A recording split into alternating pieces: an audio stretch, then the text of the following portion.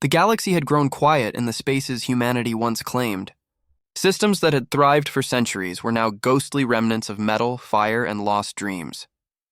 The Vraxi Swarm moved relentlessly, a tide of black ships that consumed everything in their path. Entire colonies had vanished, leaving behind only drifting debris illuminated by dying stars. The whispers in the corridors of the outer sectors spoke in terror. Humanity itself was the last flame in the dark. Commander Liora Kane stood on the bridge of the Aegis Sentinel, her eyes fixed on the swirling nebula ahead. Even the brightest stars seemed dimmer, their light swallowed by the growing shadow of the swarm. Every sensor ping could signify a distant star system, or the flicker of a world already lost. Lieutenant Arvin, her second-in-command, approached cautiously, his hands hovering over the tactical console. "They've adapted faster than any simulation predicted," he said quietly. "If we can't hold the Orion corridor, the swarm will reach the inner colonies. Every human outpost in this sector, gone." Liora didn't flinch. "Then we make our stand here," she replied, her voice steady and commanding. "If this is where humanity dies, it will die as one, together, not as scattered echoes drifting through the void." The bridge AI flickered, bringing up readings of the approaching swarm fleet.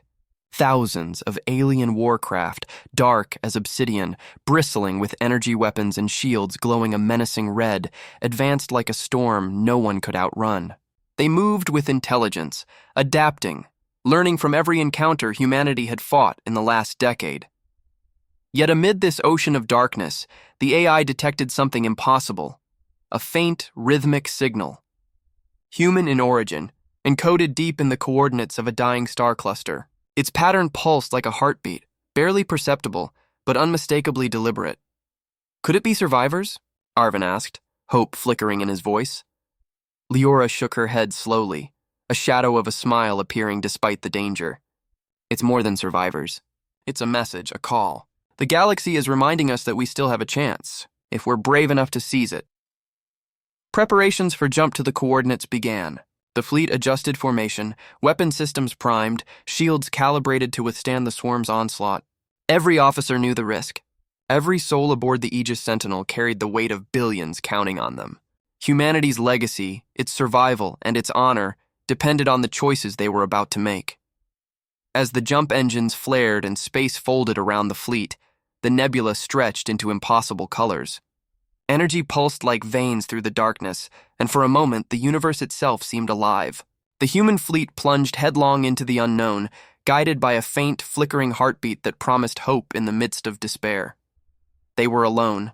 They were outnumbered. And yet, for the first time in decades, humanity felt something it hadn't in a long time. The stirring of purpose. A spark that could ignite the last light in the galaxy. The Aegis Sentinel and its fleet emerged from hyperspace into a region of space so strange it felt almost alive. The star cluster they approached wasn't just dying, it was collapsing. Stars burned with unnatural intensity, their light fractured through the dense nebulae like shattered glass. Gravitational anomalies rippled across space, pulling debris, small ships, and rogue satellites into chaotic orbits. It was beautiful, terrifying, deadly. Sensors immediately began screaming warnings. Plasma storms erupted unpredictably. Dark energy vortices twisted around the fleet's hulls. The Vraxi Swarm could have attacked at any moment, yet curiously they had not. The pulse, the human signal, emanated from the heart of this maelstrom, drawing humanity ever closer. Captain Liora Kane stared at the readings, her jaw tight. "This isn't just a distress call," she said. "It's a beacon. But not like any technology we know. This is alive." Lieutenant Arvin scanned the star maps, eyes wide. "The signature is partially quantum, partially biological, and partially something else. It's unlike anything in the human archive or our military databases. Whoever, or whatever, is sending this, they're centuries ahead in evolution." The fleet advanced cautiously. The dying stars cast fractured light across the warship's hulls, painting them in hues of orange, blue, and violet. Space seemed to warp around the cluster. Even time itself felt unstable. Some officers reported hearing whispers in their comms, fragments of voices speaking in languages long forgotten. The pulse led them to a dense asteroid field, where one colossal object dwarfed everything nearby. From orbit, it looked like a planet, but fractured. Half molten rock, half shimmering crystalline surface, and all of it humming with the unmistakable rhythm of the pulse. Energy spiraled from its core, reaching out like tendrils, scanning every ship, probing every sensor. Elias Cortez, the fleet's chief engineer, ran simulations at record speed. This isn't a planet. It's a construct. A sentinel, a vessel. It's holding itself together against impossible forces. The energy readings, it's generating its own gravity, its own light, even bending time locally. Reeves exhaled. It's calling us, she murmured. Not for help, but to test us. To see if humanity deserves to survive.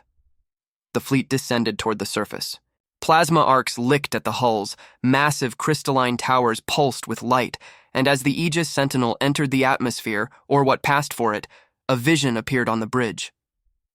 The pulse resolved into a projection, a human figure impossibly old, impossibly bright, speaking in a language they all understood instinctively. You are the last light. If you falter, all is lost. If you endure, humanity may yet reclaim the galaxy. Leora's hands clenched the railing. We will not falter, she said. We carry the last hope of every soul who ever called themselves human. And we will survive. The fleet landed on the crystalline surface. Energy pulsed beneath every step, resonating with their heartbeats. For the first time in decades, humanity had a tangible purpose, not just survival, but the reclamation of a galaxy slipping into darkness. And in that moment, the crew understood. The pulse was more than a call. It was a promise that humanity, even at the edge of annihilation, could ignite the last light in the galaxy.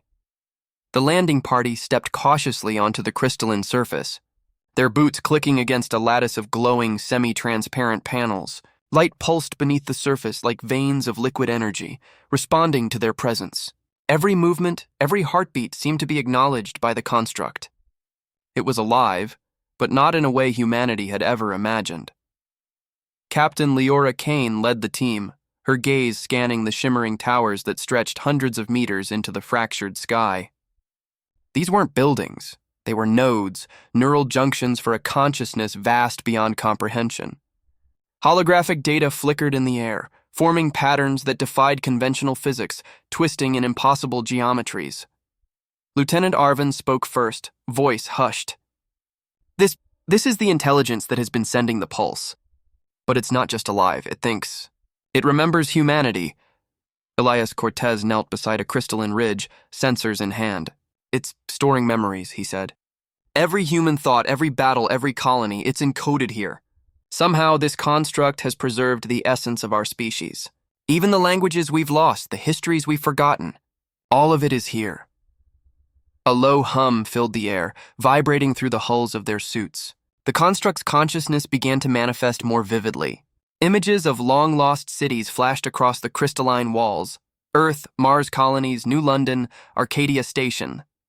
Entire fleets, civilizations erased by centuries of war, flickered to life in radiant spectral forms. And then a voice resonated, not through comms, but directly in their minds. It was soft, ethereal, and filled with authority. You are the inheritors of what we have preserved. You are humanity's final hope. The swarm advances, consuming all. Yet within you lies the spark to reclaim the stars. Reeves's hands clenched over the railing. How can we fight them? We are a fraction of their numbers. Their fleets stretch across the void like shadows consuming light. The construct pulsed in response, projecting a map of the galaxy.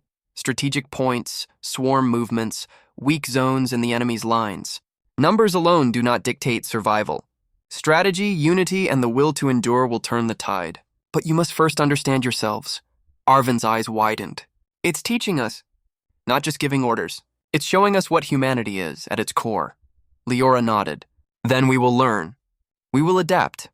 And when the swarm arrives, we will fight with more than weapons. We will fight with everything humanity has ever been.